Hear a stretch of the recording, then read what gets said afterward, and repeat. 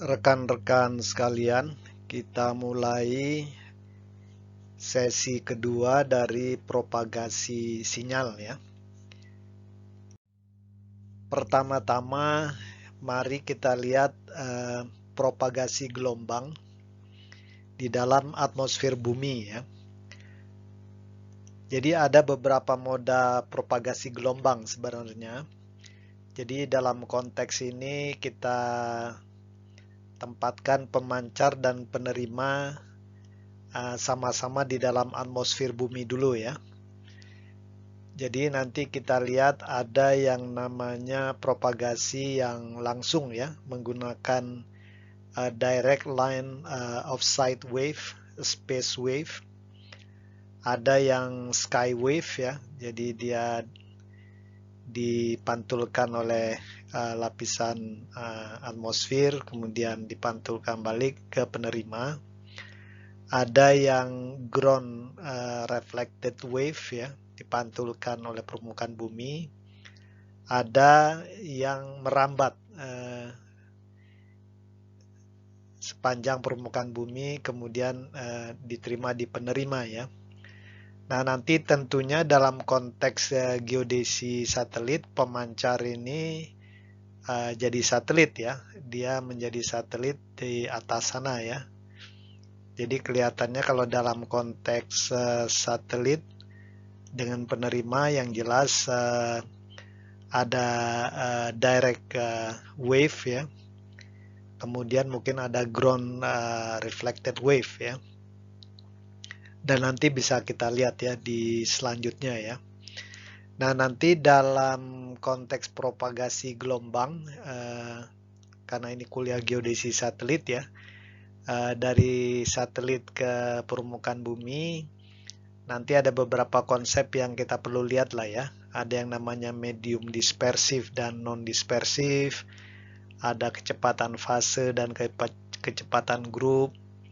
Kemudian kita lihat juga interaksi energi antara gelombang dengan partikel-partikel yang ada di dalam atmosfer ya. Tentunya ini penjelasannya umum saja. Nanti kalau kalian perlu tahu lebih detail tinggal baca-baca sendiri ya. Nah, kemudian di kuliah fisika mungkin juga kalian sudah dapat ya. Jadi ada sejumlah efek-efek optikal nantinya yang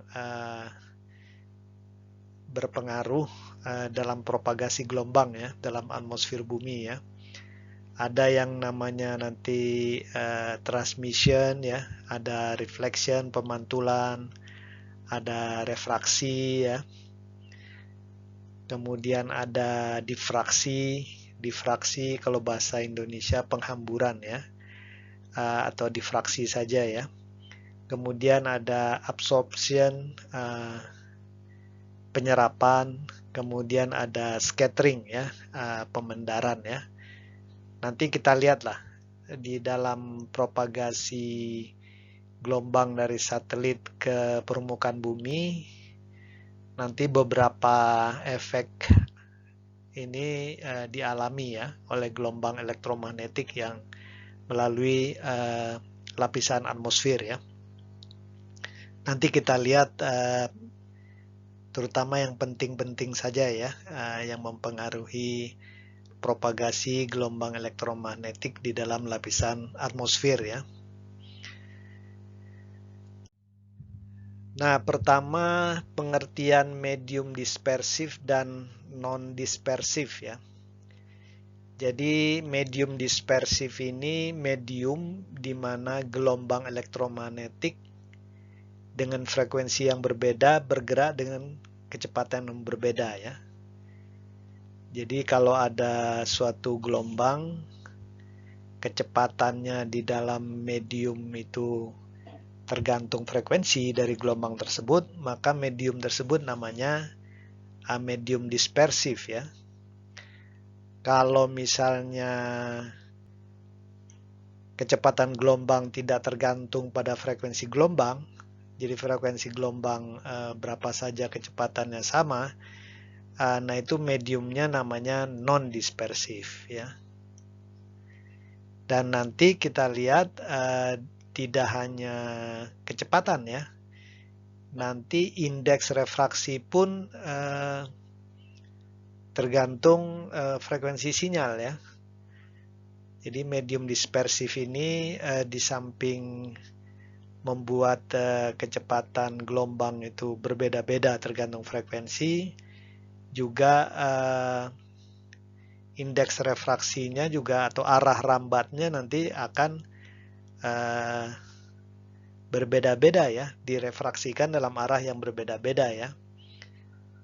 Nah, ini contoh misalnya prisma dispersif ya. Kalau prisma ini dispersif, nanti kita lihat kalau ini ada cahaya putih ya. Cahaya putih kan kumpulan dari banyak frekuensi ya. Begitu dia di dalam prisma dispersif, nanti kecepatannya akan berbeda-beda ya.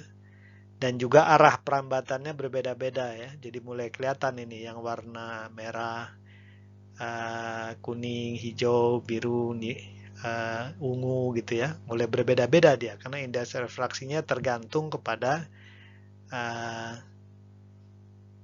frekuensi sinyal. Begitu juga tidak hanya refraksi di sini, begitu direfraksikan keluar pun dia juga jadi berbeda-beda ya. Jadi ini medium dispersif ya.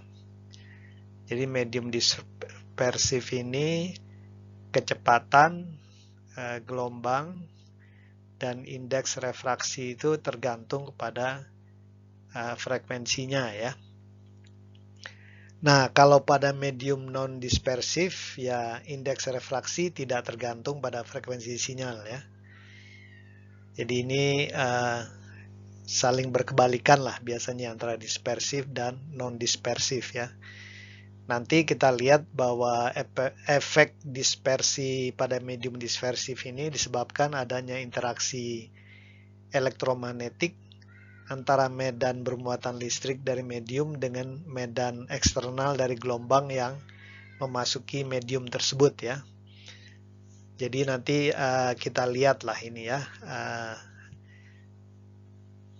Medium-medium mana saja yang dispersif dan non-dispersif dalam konteks propagasi sinyal dari satelit ke bumi.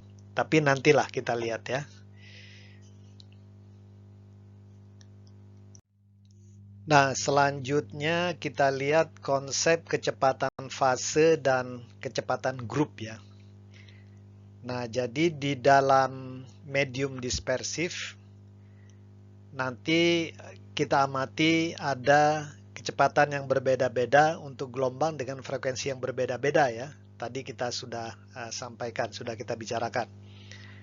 Jadi kalau misalnya ada katakanlah 10 gelombang bergerak di dalam medium dispersif dan 10 gelombang itu frekuensinya beda-beda, maka nanti juga kecepatannya berbeda-beda ya setiap gelombang tersebut. Tapi nanti kalau kita lihat superposisi dari 10-nya berupa grup gelombang, nah nanti grup gelombang ini juga punya kecepatan. Nah nanti di dalam medium dispersif ini dikenal istilah kecepatan fase dan kecepatan grup ya. Jadi kalau tadi ada 10 gelombang di dalam medium dispersif, kita punya 10 kecepatan fase ya. Dari masing-masing individual gelombang itu punya kecepatan masing-masing kan di dalam medium dispersif. Tetapi nanti superposisinya, grupnya itu juga punya kecepatan sendiri ya. Nah itu namanya kecepatan grup ya. Jadi kecepatan fase ini kecepatan individual dari gelombang ya. Jadi panjang gelombang tertentu nanti dia punya kecepatan tertentu. Jadi kalau tadi ada 10 ya ada 10 kecepatan fase ya. Satu masing-masing untuk setiap gelombang.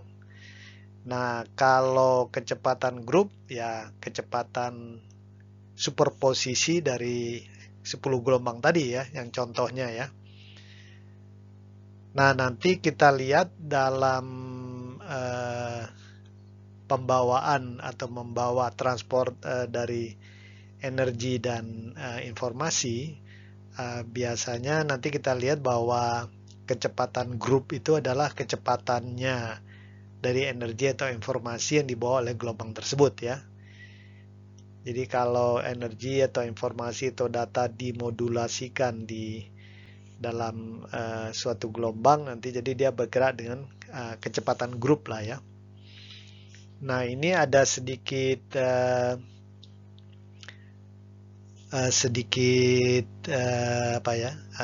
animasi. Jadi ini merupakan paket gelombang yang terdiri dari 100 fungsi kosinus dengan frekuensi yang berbeda-beda ya. Jadi ada 100 gelombang kosinus, frekuensinya beda-beda, kemudian di superposisikan lah ya.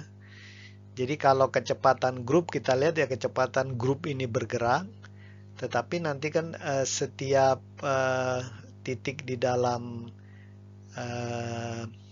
gelombang hasil superposisi ini juga berbeda-beda ya. Jadi mungkin bisa dipahami, mungkin kalau kita lebih mudah itu misal kalau ada kereta api yang bergerak gitu ya. Kalau kita lihat dari luar kereta api itu bergerak ya namanya dengan kecepatan grup ya, satu grup kereta api. Meskipun di dalam kereta api itu banyak penumpang yang seliwar-siwar kemana-kemari dengan kecepatannya masing-masing ya. Tapi orang melihat dari luar yang bergerak itu adalah grup, yaitu kereta apinya itu ya. Masalah orang di dalamnya ada yang lari, ada yang jalan dan segala macam. Ya itu bisa dianalogikan meskipun tidak pas betul. Nah itu kecepatan fase yang masing-masing individu itu berbeda-beda dengan kecepatan yang nampak dari luar kecepatan kereta api ya. Jadi kalau kita lihat animasi ini, kalau kita lihat kelompok gelombang ini bergerak, nah itu kecepatan grup. Tapi kalau kita lihat setiap titik di gelombang tersebut, nah itu nanti kecepatan fase ya. Nah, nanti ini ada beberapa rumus, mungkin nanti kalian bisa pelajari lebih tenang nanti ya. Jadi kecepatan fase ini seperti kalau kita pelajari waktu di fisika dasar lah ya. Kecepatan sama dengan frekuensi kali panjang gelombang ya. Atau sama dengan kecepatan sudut dibagi K, di mana K itu 2V per lambda ya. Jadi ingat kan ya waktu kuliah fisika ya.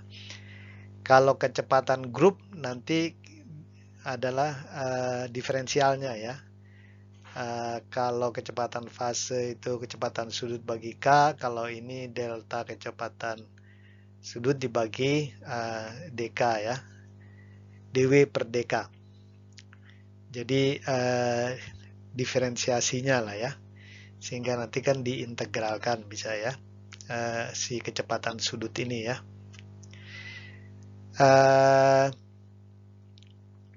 Kita lihat kalau untuk medium yang bukan vakum, kecepatan propagasi itu dikarakterisir dengan indeks refraksi kan. Kita sudah belajar juga sebelumnya ya.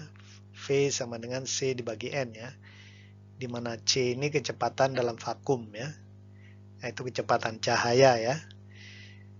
Jadi nanti kalau indeks refraksinya lebih dari 1 ya kecepatannya lebih kecil daripada kecepatan di dalam vakum ya. Nah ini juga ada satu animasi.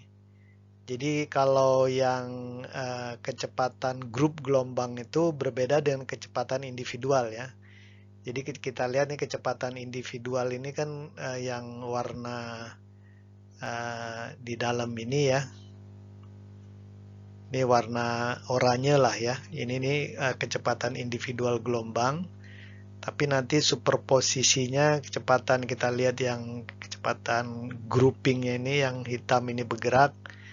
Nah itu kecepatan grup ya. Jadi mungkin bisa terbayangkan lah ya. Tapi nanti coba aja dilihat-lihat kembali ya. Nah, nanti kalau ini ada beberapa rumus lagi. Jadi kalau kecepatan fase nanti C dibagi N kali F ya. Kecepatan dalam vakum dibagi indeks refraksinya. Sama juga nanti kecepatan grup ada indeks refraksi grup juga ya. Jadi nanti hubungan antara indeks refraksi grup dengan indeks refraksi fase, kita lihat ada rumusnya juga ya. Tapi kecepatan fase, kecepatan grup ini ada di medium dispersif ya. Ini juga hubungan antara kecepatan grup dengan kecepatan fase, ada rumusnya. Dan nanti juga bisa dibuktikan bahwa kecepatan grup kali kecepatan fase sama dengan C kuadrat ya. Sehingga nanti kita lihat sebenarnya ini salah satu nanti kalau salah satu lebih kecil dari C, yang salah satunya lagi lebih besar dari C ya, ininya ya. Nah ini contoh animasi beberapa kemungkinan ya. Misalnya di sini kecepatan fase sama dengan kecepatan grup ya. Jadi sebenarnya kalau yang kecepatan fase ini digambarkan dengan titik merah di sini ya. Kecepatan grup yang biru. Jadi kita lihat kalau kecepatan fase sama dengan kecepatan grup seperti ini ya. Dia bergerak seperti ini. Kemudian kalau kecepatan fasenya lebih cepat dari kecepatan grup, coba lihat saudara nanti lihat yang merahnya ini nyalip yang biru ya. Bisa juga grup velocity-nya 0 tapi fasenya yang bergerak ya. Kalau di sini kecepatan fasenya yang 0, grupnya yang bergerak ya. Kemudian di sini kecepatan fase lebih kecil. Kalau di sini berbalik arah ya. Ini beberapa contoh animasi saja ya. Nanti saudara pelajari lagi. Jadi ingat saja ada kecepatan fase yaitu individual gelombang dan kecepatan grup yaitu kecepatan superposisi dari gelombang-gelombang tersebut ya. Ininya. Nah ini coba kita lihat beberapa hal lagi tentang kecepatan fase dan kecepatan grup. Nah pertama-tama perlu kita lihat ini yang kedua dulu. Jadi menurut hukum relativitas Einstein ya, kecepatan grup yaitu kecepatan energi, kecepatan informasi ya, itu tidak bisa melebihi kecepatan cahaya. Tetapi kita ingat tadi kan kecepatan grup kali kecepatan fase sama dengan C kuadrat. Jadi kalau kecepatan grup tidak bisa melebihi kecepatan cahaya, berarti kecepatan fase bisa. Nah ini yang menarik ya. Jadi kalau kita ingin bergerak lebih cepat dari kecepatan cahaya, maka kita harus bergerak dengan kecepatan fase ya. Kalau bergerak dengan kecepatan grup, dia tidak bisa melebihi kecepatan cahaya. Nah, dalam medium non-dispersif nanti ya kecepatan grup itu sama dengan kecepatan fase ya. Karena memang dia non-dispersif ya. Jadi semua gelombang frekuensinya beda-beda pun kecepatannya sama ya. Jadi kecepatan individual fase maupun superposisinya nanti juga sama ya. Nah nanti kita pelajari di semester depan kalau mempelajari survei GNSS. Jadi dalam kasus sinyal satelit GPS ya, Global Positioning System, nanti ada dua data untuk pengukuran jarak. Nanti mungkin kalian dapat di sana lah ya.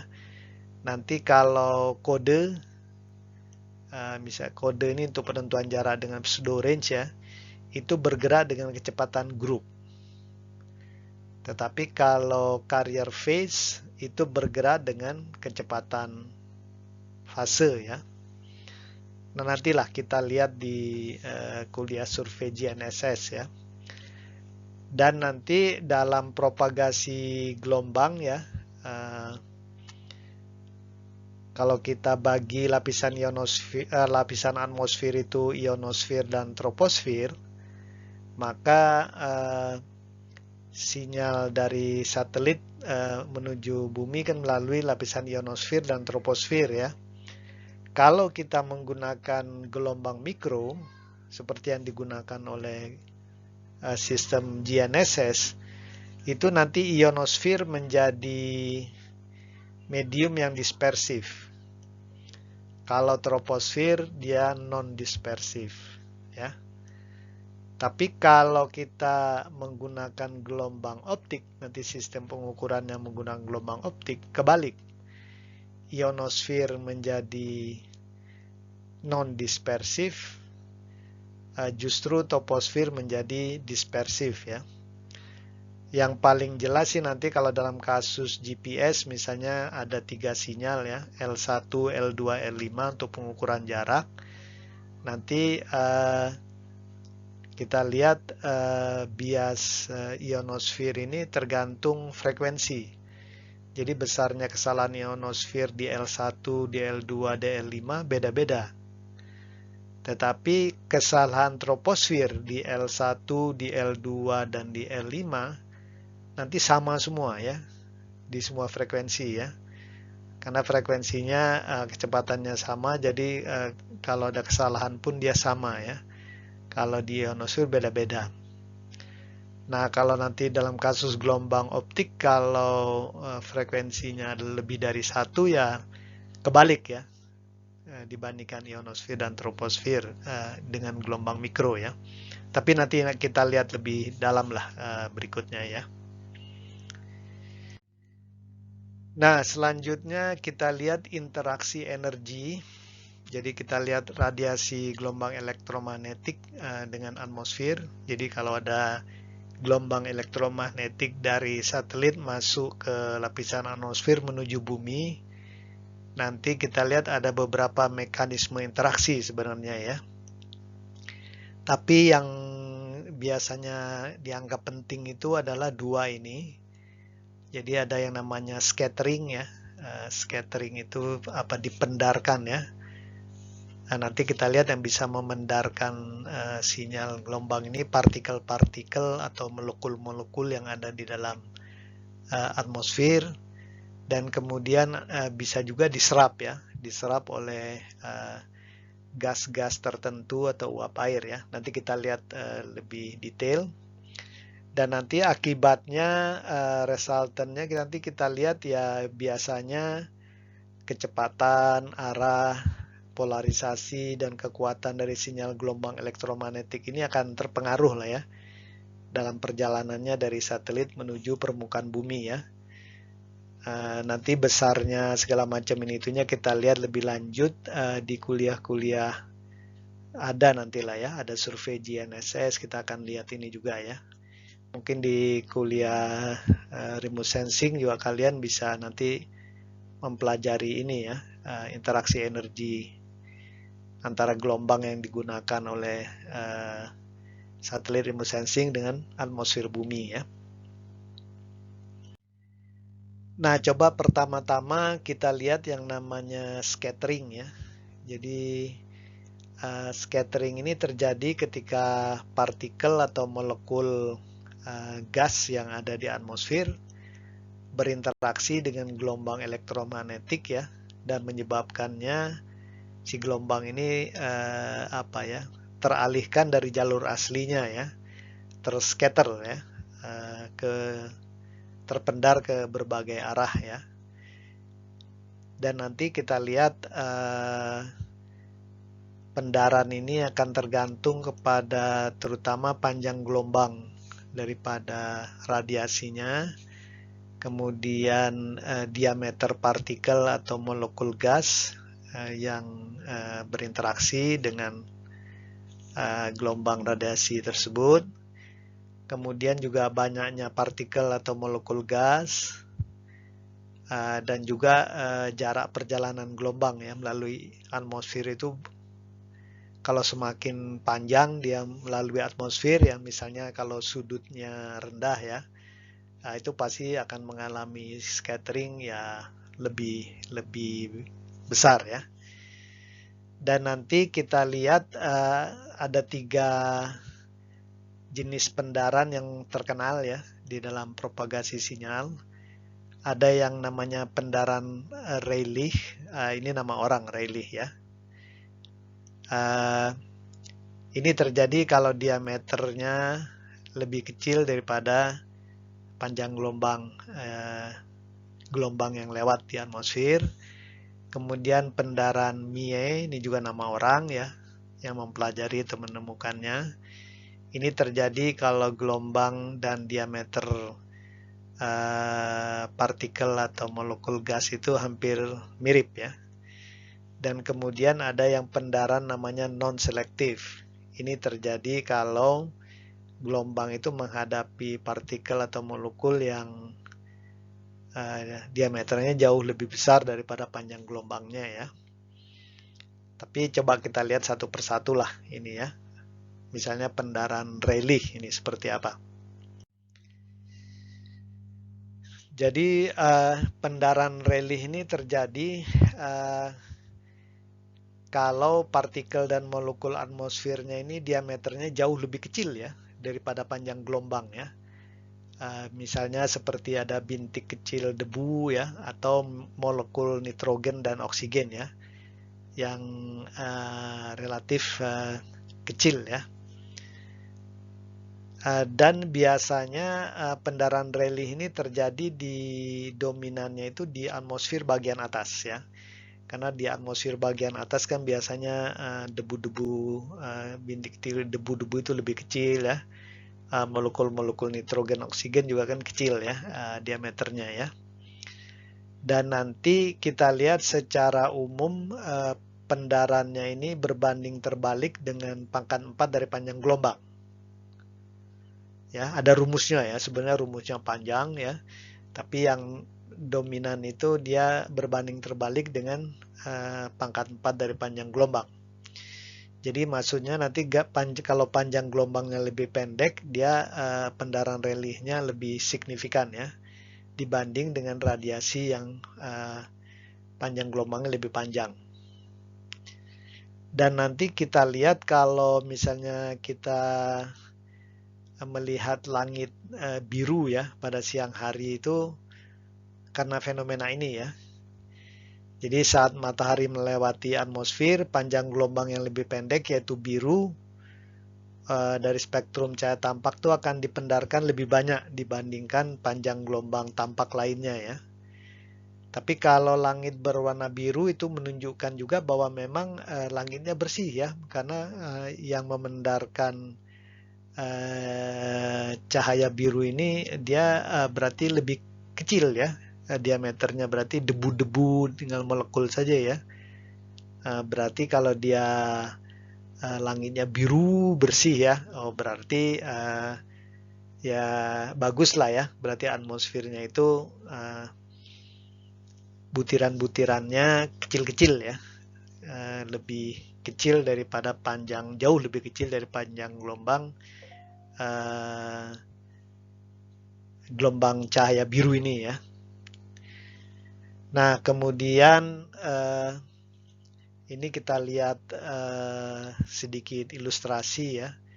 Jadi kalau pendaran Rayleigh ini biasa berpendar ke semua arah lah ya, hampir merata gitu ya. Nah, ini pendaran Rayleigh. Kemudian kita lihat pendaran Mie ya. Mie ini nama orang ya. Jadi ini sebenarnya ini ada seorang fisikawan Jerman yang menemukan fenomena ini ya. Namanya Gustav Adolf Theodor Wilhelm Ludwig Mie ya. Jadi dia orang Jerman ya. Makanya dinamakan pendaran Mie. Nah, pendaran Mie ini terjadi kalau gelombang itu ketemu dengan partikel atau molekul yang hampir sama ya, panjang gelombang dengan diameternya. Dan biasanya pendarahan Mie ini penyebabnya itu debu ya, serbuk sari, polen ya, asap, uap air ya. Dan pendarahan Mie ini dia cenderung mempengaruhi radiasi yang panjang gelombangnya lebih panjang dibandingkan yang dipengaruhi oleh pendarahan Rayleigh ya. Jadi kalau pendarahan Rayleigh itu mempengaruhi radiasi gelombang yang panjang gelombangnya biasanya lebih pendek-pendek ya. Kalau lebih panjang itu pendarahan Mie ya. Dan pendarahan Mie ini sebagian besar terjadi di bagian bawah atmosfer ya, karena partikel yang menyebabkannya itu lebih besar dibandingkan partikel yang menyebabkan Rayleigh tadi ya. Dan kalau misalnya saat kondisi awan mendung gitu ya, kondisi cuaca mendung, nah berawan, nah ini biasanya terjadi pendarahan Mie ya. Pendarahan Mie ini biasanya diilustrasikan semacam ini. Jadi ada bagian yang kecil tapi ada bagian yang besar ya. Jadi tidak sesimetris pendarahan Rayleigh sebelumnya ya. Jadi ini ciri dari pendarahan Mie ya. Kemudian kita lihat berikutnya, terakhir ini pendarahan non-selektif. Jadi pendarahan non-selektif ini kalau panjang gelombang ketemu dengan partikel atau molekul yang diameternya lebih besar ya daripada panjang gelombangnya ya. Dinamakan non-selektif karena dia nanti kita lihat hampir semua panjang gelombang kena ini ya. Karena dia kalau diameter partikel atau molekulnya lebih besar ya akhirnya mempengaruhi hampir semua panjang gelombang. Jadi dia non-selektif ini ya. Jadi kalau Rayleigh itu kan mempengaruhi yang panjang gelombangnya pendek-pendek, kemudian Mie itu panjang gelombangnya lebih panjang gitu ya. Tapi kalau non-selektif ini hampir semuanya kena ya. Jadi pada saat yang sama di dalam suatu kondisi atmosfer bisa saja terjadi di suatu bagian terjadi Rayleigh dan sekaligus Mie dan sekaligus non-selektif ya. Jadi ini penyebabnya diameter dari partikel atau molekul itu lebih besar ya diameternya daripada panjang gelombang radiasi. Dan biasanya penyebab utamanya ini adalah butiran air ya dan partikel debu yang besar ya. Nanti kita lihat biasanya di sini 5 mili sampai 10 cm diameternya ini cukup besar ya butiran air ya. Itu akan memendarkan hampir secara sama semua gelombang tampak serta gelombang inframerah dekat dan menengah ya. Jadi makanya kalau dalam kasus hujan gitu ya, hujan lebat gitu ya, kalau misalnya kita melakukan pemotretan dan segala macam juga nanti hasilnya tidak bagus ya, karena pemendarannya itu hampir di semua panjang gelombang itu ya terjadi ya. Nah, kita lihat nantinya jenis hamburan ini menyebabkan kabut dan awan itu tampak putih di mata kita ya. Karena apa? Karena cahaya biru, hijau, merah itu tersebar dalam jumlah yang kurang lebih sama ya. Jadi semuanya dihamburkan sehingga kalau bercampur malah nanti biru tambah hijau tambah merah jadi putih ya. Makanya kalau kabut kan banyak partikel-partikel uap air, nah itu banyak gelombang yang dihamburkan, dipendarkan lah ya. Semua panjang gelombang dipendarkan, jadi nanti akhirnya terjadinya putih. Makanya kabut, kadang-kadang awan juga ya tampak putih ya. Kalau kita lihat dengan mata. Setelah pemendaran atau scattering, coba kita lihat satu lagi mekanisme interaksi energi ya antara gelombang elektromagnetik yang melalui atmosfer, yaitu fenomena penyerapan ya oleh atmosfer, atau istilahnya ini atmospheric absorption ya. Nah ini jadi seandainya ada radiasi gelombang elektromagnetik masuk ke dalam atmosfer bumi, nanti kita lihat gelombang tersebut bisa kehilangan energi karena adanya penyerapan oleh atmosfer ya. Dan nanti kita lihat penyerapan oleh atmosfer ini disebabkan oleh 3 gas atmosfer yang utama ya, yaitu uap air, karbon dioksida, dan ozon ya. Jadi 3 ini. Nah nanti kita lihat uap air ini dia penyerap energi yang sangat kuat dalam rentang spektrum 5,5 sampai 7 mikrometer dan di atas 27 mikrometer ya. Tapi kita lihat nanti karena uap air ini di atmosfer juga bervariasi secara spasial dan temporal, maka tingkat penyerapan energinya juga bervariasi ya, tergantung lokasi, waktu, musim ya. Nah kemudian ada yang namanya karbon dioksida ya. Kalian tahu juga semua ya, CO2. Nah ini dia terutama menyerap radiasi di rentang spektrum inframerah tengah dan jauh ya. Kemudian tentunya ada yang lapisan ozon O3. Dia menyerap di rentang spektrum UV ya, panjang gelombang sangat pendek. Tapi ini sebenarnya blessing in disguise juga ya, karena kalau UV ini masuk ke dalam atmosfer bumi dan mengenai kita, itu bisa menyebabkan kanker kulit ya. Meskipun memang ada di beberapa tempat dilaporkan ozon layer itu sudah menipis ya, sehingga UV itu bisa masuk lebih banyak ke permukaan bumi ya. Jadi ini 3 gas utama ya yang menyebabkan atmospheric absorption ya. Nanti kalian bisa baca-baca lah ya, di internet ini banyak ya informasi tentang penyerapan atmosfer ini. Coba kita lihat lebih lanjut ya tentang penyerapan atmosfer ini. Jadi sudah diketahui bahwa persentase kehilangan energi dari suatu gelombang yang melalui atmosfer karena penyerapan atmosfer ini tergantung pada panjang gelombang ya. Nah, dengan kata lain nanti persentase transmisivitas dari atmosfer bumi ini juga bervariasi tergantung panjang gelombang ya. Jadi ada panjang gelombang yang bisa lewat atmosfer dengan baik ya, tanpa energinya diserap banyak. Tapi ada yang bahkan tidak sampai ke permukaan bumi ya, karena terserap banyak oleh atmosfer ya. Nah, coba kita lihat di sini ada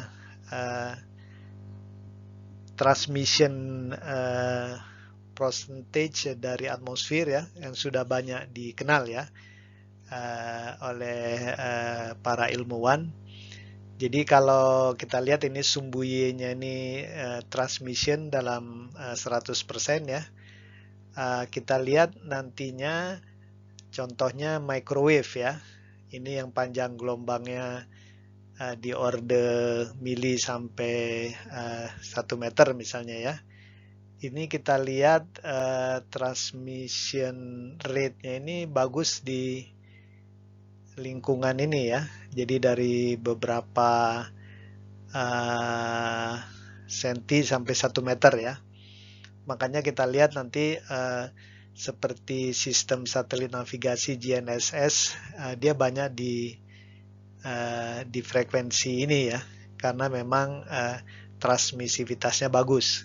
Kemudian kita lihat juga di visible light ya, di mana sistem-sistem satelit remote sensing kan banyak ya menggunakan visible light. Kita pahami juga dia bagus ya transmisivitasnya ya. Dan juga dari segi energi kita lihat di sini juga visible light ini bagus lah ya. Kalau untuk microwave kan yang ini karena pentingnya biasanya untuk pengukuran jarak ya kalau di sistem GNSS ya. Jadi tidak perlu energi yang terlalu besar lah sebenarnya ya. Asal sinyalnya bisa diterima nanti kita bisa melakukan estimasi jarak. Ini juga sebenarnya gambar yang hampir mirip ya dengan ini. Cuma di sini bukan transmisi tapi opacity ya. Opacity ini bahasa Indonesianya apa ya? Jadi kalau lawan dari transparan lah. Jadi kalau opacity-nya 100% berarti dia transmisivitasnya ya 0% ya. Nggak bisa sampai ke permukaan bumi karena diserap banyak oleh atmosfer.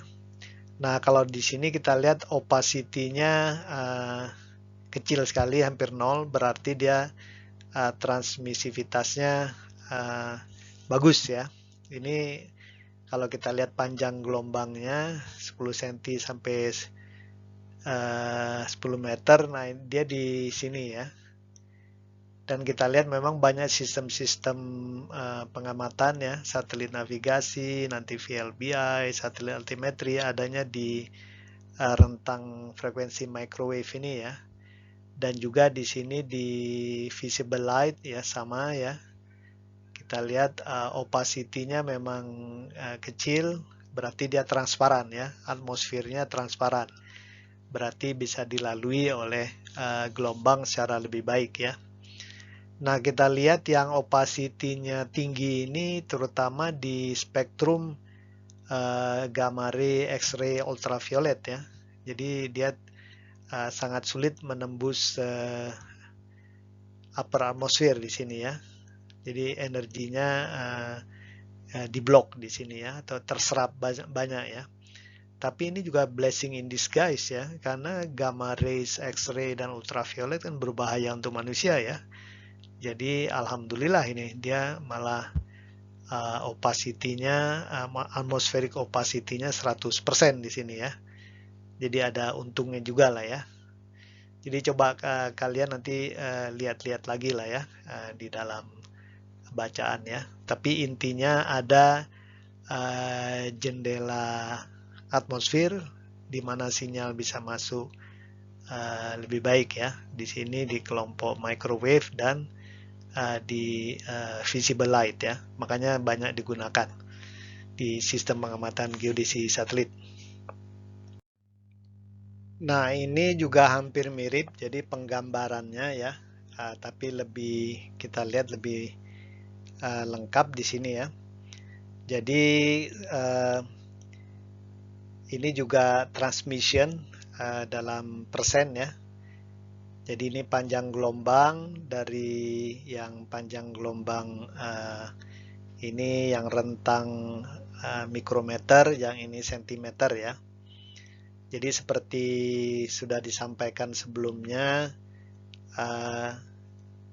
ini adalah rentang frekuensi yang banyak digunakan oleh sistem-sistem pengamatan, misalnya GNSS ya, dia pakai L-band. VLBI di sini pakai S-band dan X-band, altimetri pakai K-band dan X-band ya. Jadi memang sistem GNSS, VLBI dan altimetri main di sini ini bukan tanpa alasan ya. Alasannya adalah karena atmospheric transmissionnya tinggi ini ya. Jadi sinyal yang masuk itu tetap kuat ya, bagus ya. Tidak banyak energi yang diserap oleh atmosfer. Begitu juga nanti kita lihat sistem-sistem penginderaan jauh ya, sistem remote sensing. Misalnya di sini ada spot, ada Landsat ya. Kemudian juga ada satelit-satelit pengamatan laut ini atau SAR gitu ya. Mungkin satelit cuaca juga ya. Dia banyak menggunakan di visible light ini ya. Karena juga ini saudara lihat transmission prosentasenya juga bagus ini ya. Bagus. Nah, kalau yang di sini nih ya ini jelek sekali. Dan ini saudara lihat yang penyerap energinya di rentang frekuensi ini terutama H2O ya, uap air.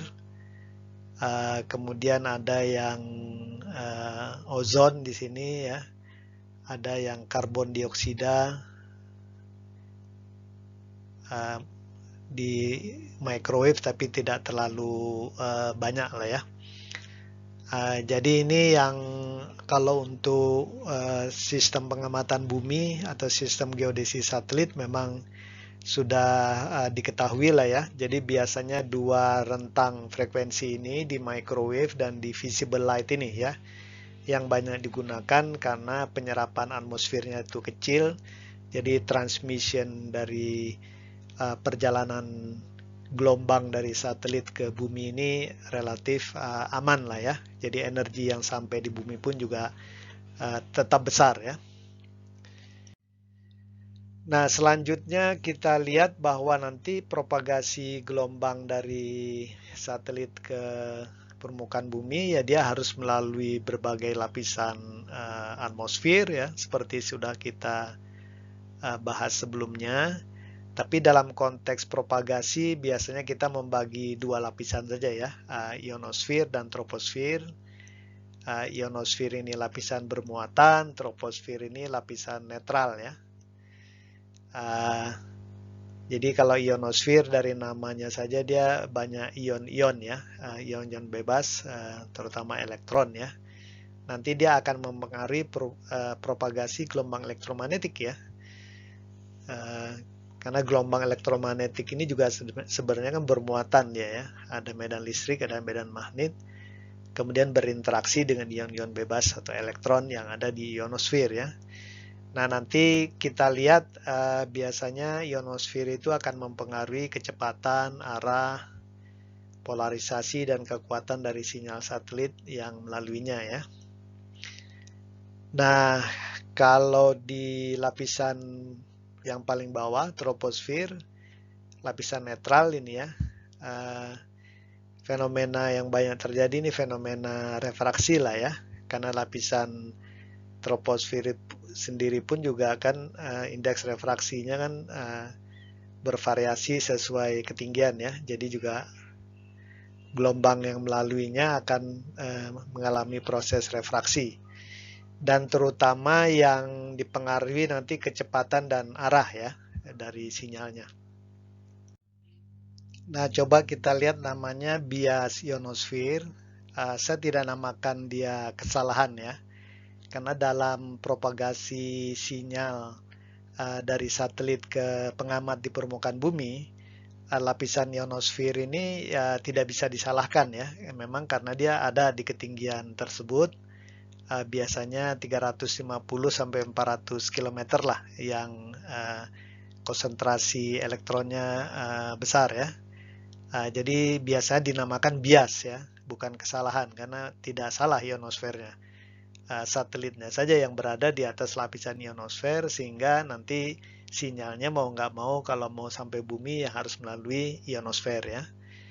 Dan seperti dikatakan, ion-ion bebas yang ada dalam ionosfer akan berinteraksi dengan gelombang elektromagnetik ya, yang memang komponennya pun terdiri dari medan listrik dan medan magnet ya. Dan seperti dikatakan nanti dia akan mempengaruhi kecepatan, arah, polarisasi, dan kekuatan ya. Dalam konteks misalnya ini gambar satelit GNSS ya, sinyalnya sampai pengamat. Nanti kita lihat di lapisan ionosfer ini kecepatan, arah, polarisasi, dan kekuatan dari sinyal GNSS ini akan dipengaruhi ya oleh lapisan ionosfer. Dan besarnya efek ionosfer ini tergantung konsentrasi elektron sepanjang lintasan. Semakin banyak elektronnya, misalnya siang hari, ya dia akan semakin besar pengaruhnya ya. Dan kalau semakin kecil, misalnya malam hari, ya vice versa ya, semakin kecil. Dari keempat ini biasanya efek terbesar itu pada kecepatan sinyal ya. Dan ini dampaknya justru signifikan kalau untuk geodesi satelit, karena kalau mempengaruhi kecepatan sinyal berarti mempengaruhi jarak ukuran ya. Jadi bias ionosfer terbesar itu di jarak ya, bias jarak. Dan nanti yang perlu ditekankan seperti disampaikan sebelumnya, pada frekuensi sinyal satelit GNSS yaitu di bawah 30 GHz, besarnya bias ionosfer ini tergantung pada frekuensi ya. Jadi maksudnya ionosfer ini medium dispersif ya. Jadi nanti kalau misalnya kayak GPS, dia ada di 3 frekuensi kan ya, L1, L2, L5. Nanti bias ionosfer di L1, L2, L5 ya beda-beda ya. Ada untung ruginya nanti kita lihat ya. Jadi kalau kita melakukan pengamatan pada frekuensi yang berbeda, nanti kita bisa mengestimasi besarnya bias ionosfer ya, dengan lebih baik ya. Itu salah satu keuntungannya ya. Nah, yang terakhir yang biasa kita perhitungkan juga yang namanya bias troposfer. Disebut bias juga sama, karena troposfer itu selalu ada di permukaan bumi ya. Lapisannya itu kan selalu menutupi permukaan bumi. Jadi mau nggak mau ya sinyal dari satelit pasti akan melalui lapisan troposfer ya. Dan umumnya yang terjadi fenomena refraksi, jadi akan mempengaruhi kecepatan dan arah lah umumnya ya dari gelombang elektromagnetik yang lewat. Dan nanti besarnya itu tergantung pada temperatur, tekanan, dan kelembaban atau kandungan uap air dalam lapisan troposfer sepanjang lintasan sinyal ya. Meskipun biasanya karena temperatur, tekanan, dan kelembaban tidak bisa diukur ya, tidak mungkin diukur di sepanjang lintasan sinyal, biasanya diestimasi dari pengamatan di permukaan bumi. Nah, nanti bisa diestimasi ke sepanjang lintasan menggunakan banyak model lah ya. Ada model Hopfield, Sasta-Moinen, Marini-Murray, macam-macam ini ya modelnya ya. Nanti kita lihat mungkin lebih detail di kuliah survei GNSS lah ya. Nah, kalau di dalam sinyal GNSS, kalau ionosfer itu medium dispersif, maka pada frekuensi satelit navigasi GNSS ini troposfer non-dispersif. Jadi dengan kata lain, kalau tadi ada di GPS itu ada sinyal L1, L2, L5, frekuensinya beda-beda, maka bias troposfer di L1, L2, L5 itu sama semua ya, sama besarnya. Nanti kita lihat ada untung ruginya lah ya. Tapi bias troposfer ini tidak bisa dihilangkan dengan pengamatan di frekuensi lebih dari satu ya, karena efeknya sama semua di setiap frekuensi. Tapi keuntungannya kalau data ukuran L1 dikurangi L2, itu bias troposfer otomatis tereliminasi ya. Itu keuntungannya juga ya. Tapi kita lihat lebih mendalam lah nanti di kuliah survei GNSS ya. Nah, sebagai mana biasa, ini ada tugas. Ini sudah tugas ke-10 ya. Kelihatannya tugasnya ini banyak, tapi tetap semangat karena ini sebenarnya tugas ini untuk merefresh saudara ya. Saudara tadi sudah mendengar tentang medium dispersif, non-dispersif, kecepatan fase, kecepatan grup ya, pemendaran, penyerapan, bias ionosfer, bias troposfer ya. Tapi maksudnya ini saudara menuliskan kembali dengan bahasa-bahasa saudara saudara perkaya dengan bacaan-bacaan saudara dari lain-lain sumber ya. Kemudian saudara buat sketsanya, buat gambarnya kalau perlu. Jadi tujuan utama tugas ini adalah agar saudara lebih paham ya dengan baik ya. Jadi tugas itu bukan buat dosen sebenarnya ya, tapi buat mahasiswa ya, agar saudara sebagai mahasiswa itu lebih lebih paham ya. Karena segala sesuatu itu kalau diulang-ulang, saudara sudah dengar ya, sudah dengar dari saya, dengar dari YouTube, tapi saudara mengerjakan sendiri ya, baca sana, baca sini, nah itu insya Allah akan lebih baik ya. Jadi itu saja. Uh, Silakan mengerjakan tugas dengan baik ya. Salam sehat selalu ya. Terima kasih.